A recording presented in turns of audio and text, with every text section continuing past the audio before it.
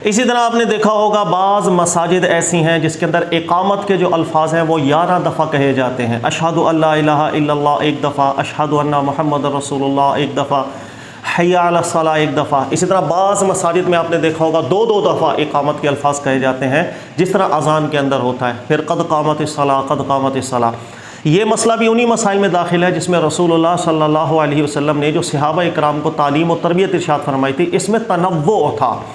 اس چیز کی طرف عموماً ہماری جب توجہ نہیں جاتی ہے تو ہم اس کو مسلک کے مسئلے بنا کر، فرقہ واریت کے مسئلے بنا کر اختلاف ایسا کر لیتے ہیں کہ بھئی ایک شعار بن جاتا ہے کہ ان کا شعار یہ ہے کہ یہ اقامت 2 دفعہ پڑھتے ہیں اور ان کی علامت یہ اقامت 1 دفعہ پڑھتے ہیں، حالانکہ وہ دونوں کام اللہ کے نبی علیہ الصلوۃ والسلام کی متنوعہ سنت میں داخل ہوتے ہیں۔ جو کام اللہ کے نبی علیہ السلام جاری فرمائے اس میں بسا اوقات بلکہ بہت دفعہ ایسا ہوا کہ اللہ کے نبی علیہ السلام نے گنجائش پیدا کی، ایسا بھی کر سکتے ہیں اور ایسا بھی کر سکتے ہیں، اور صحابہ نے دونوں طرح کام کیا، جس کے شواہدات بھی ہمیں آثار علم کے اندر مل رہے ہوتے ہیں اور عملی تواتر بھی چلتا آ رہا ہوتا ہے۔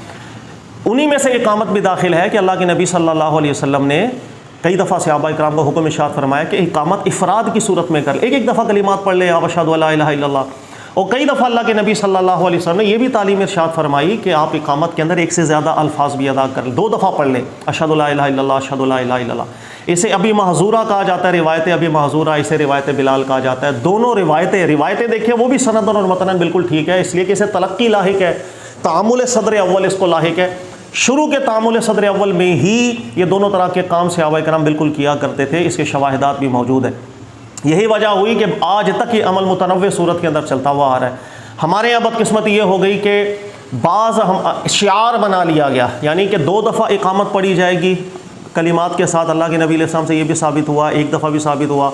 ہونا یہ چاہیے تھا کہ ہم دونوں چیزوں کو ثابت رکھتے، اور رسول اللہ صلی اللہ علیہ وسلم سے چونکہ دونوں چیزیں ثابت ہو رہی ہیں، اپنی مسجد میں کبھی اقامت جو ہے وہ افراد کی صورت میں کروا دیتے، کبھی تثنیہ کی صورت کے اندر کروا لیتے، اس میں کوئی حرج نہیں تھا۔ لیکن بدقسمتی یہی ہو گئی کہ ہم نے ایک عمل کو چنا اور دوسرے کو غلط کہنا شروع کر دیا، اور تقریریں باقاعدہ ہمارے یہاں سننے کو مل جاتی ہیں، وہ غلط ہیں، یہ سنت کے خلاف ہے۔ دونوں عمل رسول اللہ صلی اللہ علیہ وسلم کی سنت میں داخل ہیں، سنت متنوعہ اسے کہا جاتا ہے۔ اس کی کئی مثالیں پہلے بھی گزری ہیں، یہ بھی ان میں داخل ہے۔ اچھا، اس کی شہادت روایات کے اندر بھی موجود ہے، جیسے آپ بخاری اور مسلم کی روایت دیکھیں گے تو اس میں ذکر ہے امیرا بلال ان یشفع الاذان و ان یوتر الاقامہ۔ حضرت بلال کو حکم دیا گیا کہ آپ اذان جب کہیں تو 2 دفعہ کلمات کے ساتھ کہیں، اور جب اقامت کریں تو اس کے اندر وطر کر دیں، یعنی اشہد ان لا الہ الا اللہ 1 دفعہ بول دیں، اشہد ان محمد رسول اللہ 1 دفعہ بول دیں صلی اللہ علیہ وسلم۔ اچھا، دوسری روایت آپ دیکھیں گے تو ترمذی کی ہے اور ابو داؤد کی، وہ بھی سندن بالکل ٹھیک ہے، متنن بھی ٹھیک ہے، تعامل صدر اول اس کو لاحق ہے کہ رسول اللہ صلی اللہ علیہ وسلم نے اقامت کے کلمات 17 سکھائے تھے ابی محذورہ کو، جس طرح اذان ہوتی ہے ویسے ہی اقامت ہوتی ہے۔ ہاں، قد قامت الصلاۃ، قد قامت الصلاۃ کے الفاظ کی اس میں زیادتی کر دی جائے۔ یہ دونوں کام اللہ کے نبی علیہ الصلوۃ والسلام نے متنوعہ صورت میں جاری کروائے تھے، بدقسمتی یہ ہے کہ ہم نے اس کو نزاع کا مسئلہ بنا دیا۔ اچھا، حرم کے علماء کرام کو دیکھیں، سب سے بہترین نتیجہ انہوں نے ہی نکالا ہے۔ اس کے علاوہ ماضی میں بھی کئی علماء ذکر کر، فقہ حنفی میں بھی محمد بن عز حنفی صاحب کو دیکھ لیں، انہوں نے بھی یہی نتیجہ نکالا ہوا تھا کہ دونوں چیزیں اللہ کے نبی علیہ السلام سے ثابت ہوتی ہیں۔ اچھا، حرم کے عالم دین محمد بن صالح المنجد صاحب کو میں آپ کو پڑھ دیتا ہوں، انہوں نے ذکر کیا کلُّ مَا ثبت عن النبی صلی اللہ علیہ وسلم فہو سنہ۔ ہر وہ چیز جو اللہ کے نبی علیہ الصلوۃ والسلام سے ثابت ہو رہی ہے متنوع صورت کے اندر، یہ وہی عمل ہے جو اللہ کے نبی علیہ السلام نے جاری بھی کروائے۔ ینبغی العمل بہ، کہہ رہے ہیں مناسب یہی ہے مسلمان کے لیے وہ دونوں پر عمل کرے۔ فلا حرج ان یقیم المؤذن باقامت بلال او اقامت ابی محذورہ، انہوں نے کہا کوئی مسئلہ نہیں ہے کہ مؤذن کبھی بلال والی اقامت دے اور کبھی ابی محذورہ والی اقامت دے۔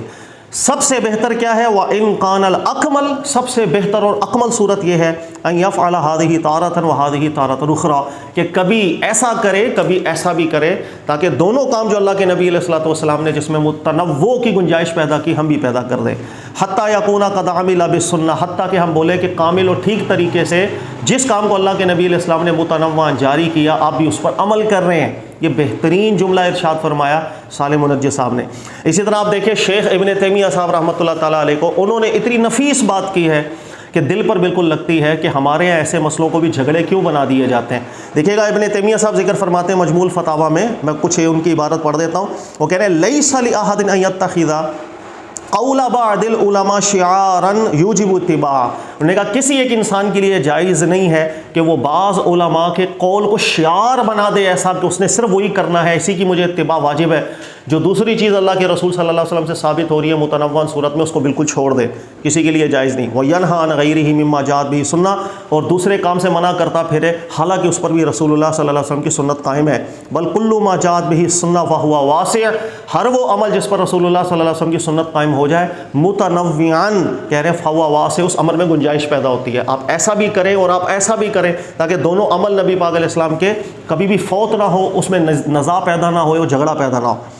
آگے کہہ رہے ہیں ابن تیمیہ صاحب فمن شفع الاقامہ فقد احسن، جو اقامت کے الفاظ دو دفعہ پڑھے گا فقد احسن، وہ اچھا کر رہا ہے۔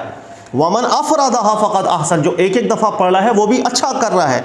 ومن اوجب ھذا دون ھذا، اور جو اپنے اوپر ایک چیز کو لازم قرار دے دے دوسری کو چھوڑ دے، فہو مخطی ضال، وہ خطا پر بھی ہوگا اور وہ گمراہی کا سبب بھی بن جائے گا۔